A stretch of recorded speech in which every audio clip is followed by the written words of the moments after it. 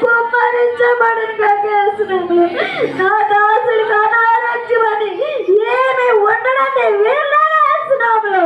అయ్యా నా దాసుడికి విరోధంగా వచ్చిన ఆయుధాలన్నీ బ్రేక్ చేస్తున్నాను వేస్తున్నాము.